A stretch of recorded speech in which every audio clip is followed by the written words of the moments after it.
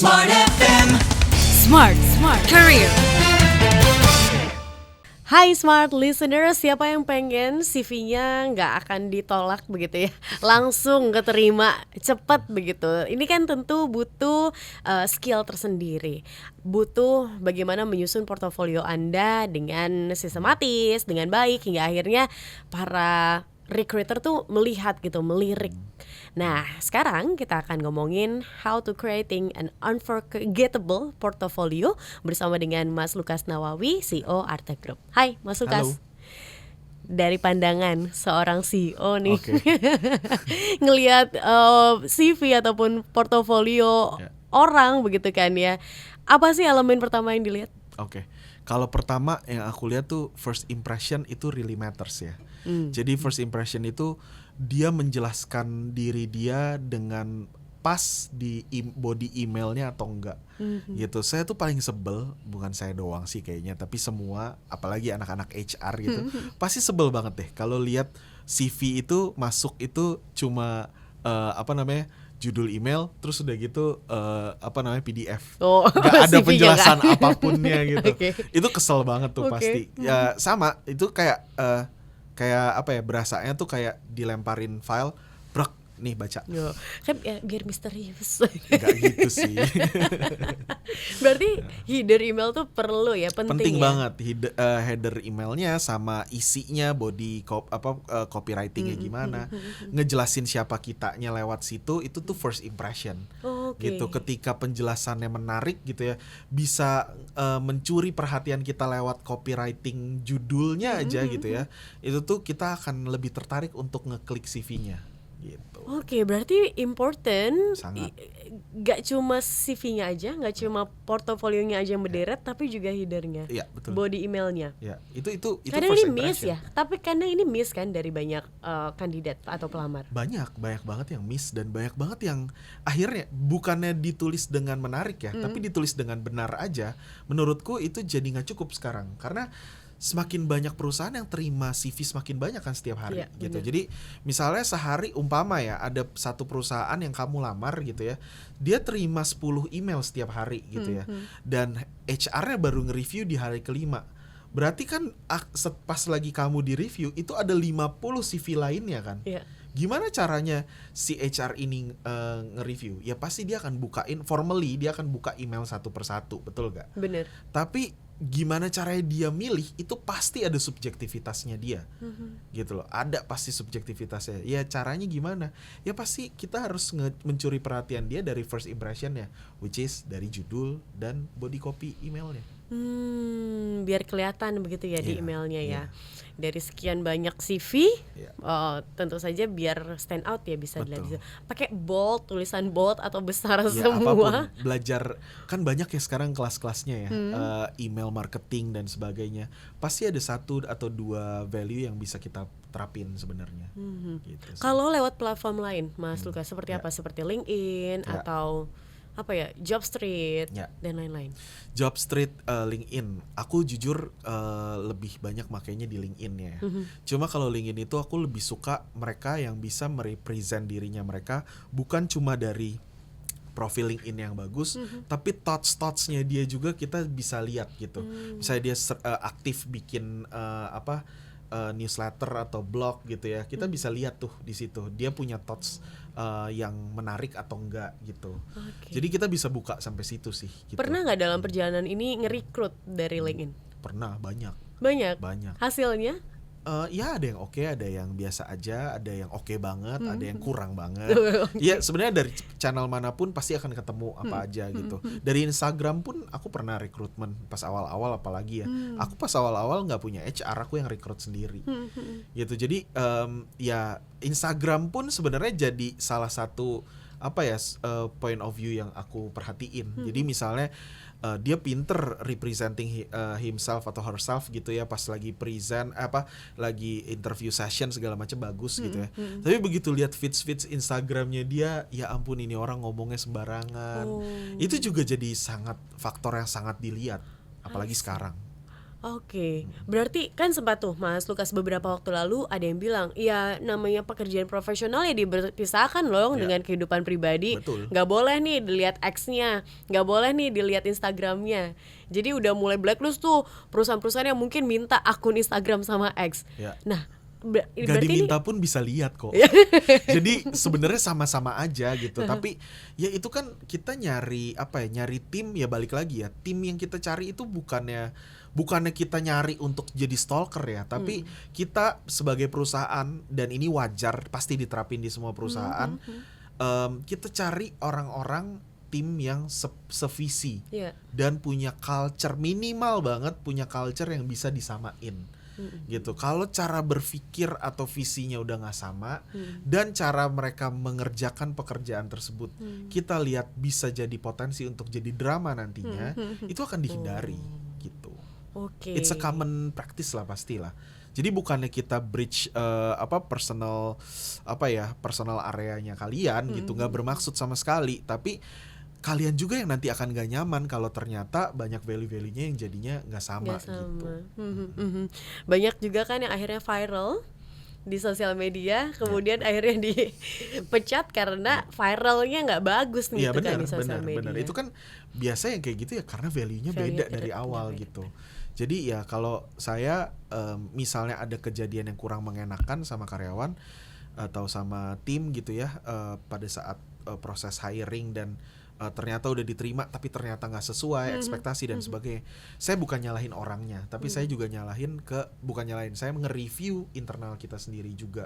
Oh, ini berarti ada yang salah dari proses hiring kita kemarin, kita kelolosan hal apa, itu harus kita review gitu. Apa sih poin-poin begitu ya yang akhirnya bisa membuat kandidat ini lolos ke tahap selanjutnya? Ya, aku selalu mengedepankan relevansi juga. Yang pertama, relevan nggak penjelasan lo tentang diri lo sendiri terhadap posisi yang lagi di Lamar. dilamar gitu ya. Misalnya dia melamar posisi sebagai graphic designer gitu ya.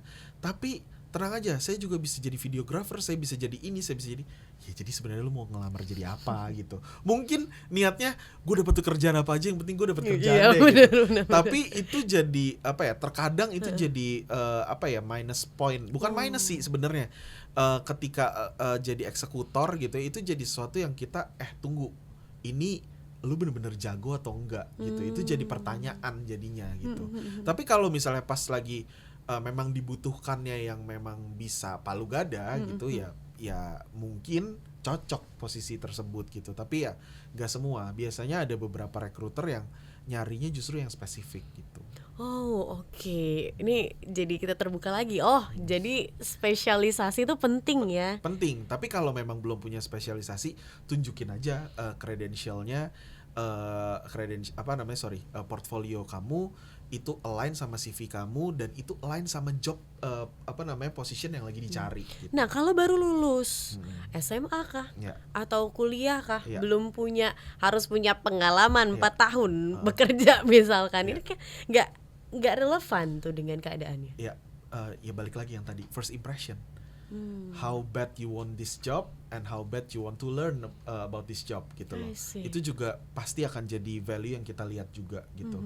Saya selalu ngelihatnya tuh bisa salah ya, tapi maksudnya makin kesini saya punya instingnya gitu buat ngebaca gitu. Kayaknya emang orang ini pengen bener-bener belajar deh. Atau sebaliknya, kayaknya orang ini cuma ngomong doang gitu. Jadi rekrutermu tuh bisa lihat itu gitu. Jadi please be aware buat yang bahkan baru mau masuk ke dunianya, ke industri kreatifnya, lebih ngotot mau belajar. Itu tuh jadi itu jadi value yang cukup penting sekarang. Karena sekarang basically masuk ke industri kreatif emang harus belajar. Emang industrinya berkembang terus, jadi harus belajar terus gitu. Seenggaknya kamu udah punya dasarnya, which is apa? Saya punya skill dasar yang bisa saya implementasikan, dan saya mau benar-benar kembangin dan belajar bareng-bareng sama perusahaan ini berkembang. I see.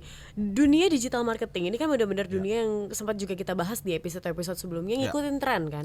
Apa yang lagi hype sekarang. Kalau orang semua lagi ke thread, semua ke thread gitu kan. Lagi ke TikTok semua.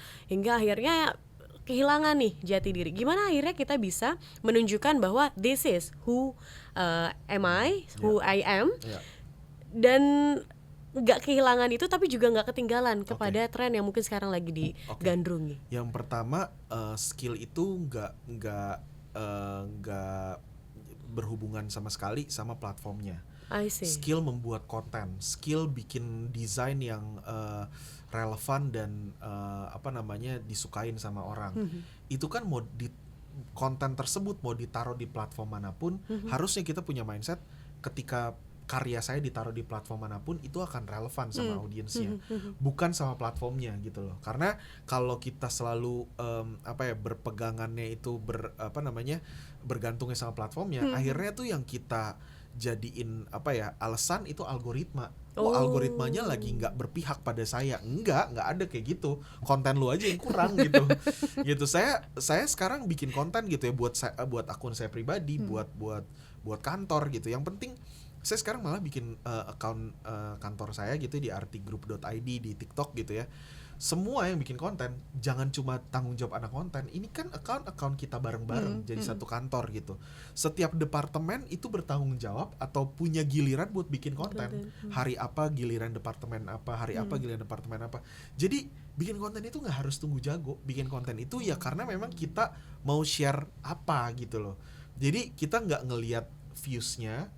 Ketika relevan kontennya, viewsnya akan gede gitu. Tapi kalau nggak relevan, ya viewsnya kecil. Tapi bukan berarti kontennya jelek gitu loh. Jadi ya udah bikin konten untuk self expression aja gitu. Gitu sih. Jadi kalau saya tipsnya sebenarnya kita jangan bergantung sama platform. Lebih tepatnya kita asah skill kita dan kita sukain apa yang kita kerjain aja sih. I see. Oke, kita tanya nih langsung kan kepada CEO-nya dan tahu realitanya seperti apa. Kalau merekrut orang sekarang ini, Mas Lukas, apakah ada kesulitan sendiri? Banyak yang pengusaha bilang bahwa nggak ada kesinambungan nih antara lulusan skillnya dengan kebutuhan industri, benar nggak? Bener dan tidak sih. Bener terkadang iya ada, tapi tidaknya juga ya kadang mungkin requirement yang dibutuhkan sama perusahaan-perusahaan kebanyakan sekarang tuh tidak didalami sama anak-anak muda yang sedang mau masuk ke dunia kerja gitu. Kalau di spesifikasinya di saya di kreatif industri, justru Gen Z itu banyak yang pengen banget menikmati atau mencicipi dunia agency ya. Tapi kitanya yang harus coba nge-relook lagi. Ini orang pengen FOMO atau ikut-ikutan tren doang jadi anak agensi gitu ya. Karena itu ujung-ujungnya cuma jadi bahan konten mereka. Iya bener lagi kerja di dunia agensi capek deh gini gitu ya. Itu karena emang dia cuma pengen berkonten ya nggak cuma pengen lah, tapi ya gitu cuma pengen merasakan gitu loh, ngerasain. Atau memang bener-bener passionnya dia di situ gitu. Itu yang harus kita yang lihat gitu, harus kita sebagai recruiter kita lihat itunya. Memang punya drive dan passionnya atau keinginannya apa enggak. Karena passion itu kan sebenarnya bukannya suka loh. Saya suka sama dunia digital marketing, bukan artinya saya passion sama digital marketing loh. Passion itu kan melakukan sesuatu yang menyakitkan terus menerus dan lama-lama jadi kebiasaan. Itu passion. Kalau bahasa aslinya passion itu menyakitkan, menderita gitu. Ya makanya sebenarnya siapa yang willingly untuk menderita tapi terus mau maju di industri ini gitu. Nah itu yang harus kita pintar-pintar lihat sih. Oke. Mungkin sebelum kita tutup begitu ya Mas Lukas, portofolio segambreng lebih dipilih kah daripada mungkin secara singkat dijelaskan apa yang menjadi kontribusi dia? Buat saya contribution dan proven result matters. Jadi portfolio banyak tapi semuanya nggak ada yang punya significant result nggak penting. Gitu. Buat saya ketika mau showing portfolio make sure itu matters buat pekerjaan yang lagi kamu jalanin. I see. Nih berarti kita harus customize setiap CV yang kita berikan. Iya. Buat kasih lihat impactmu apa di situ. Impact-nya nih Pak. Oke. Dan tadi saya baru tahu ternyata body email itu Masa baru tahu sih? menentukan. Saya cuma nulis gitu aja begitu Oke. kan secara rapi bahwa saya ini berniat ini Ya, udah rapi gitu itu kan. benar, rapi itu benar. Tapi kalau mau tadi kan pertanyaannya gimana supaya outstanding?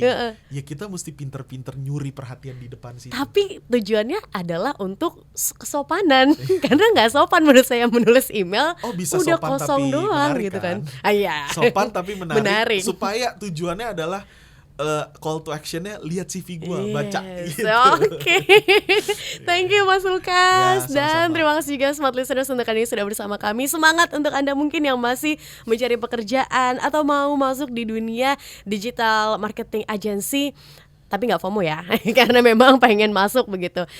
Semangat terus, semoga bertemu dengan jodoh di pekerjaan Anda. Amin. Dan Mas Lukas sekali lagi terima you. kasih. Dan kami harus tutup. Sampai jumpa lagi di podcast-podcast lainnya. Dadah. Smart FM. Smart Career. Make your future better.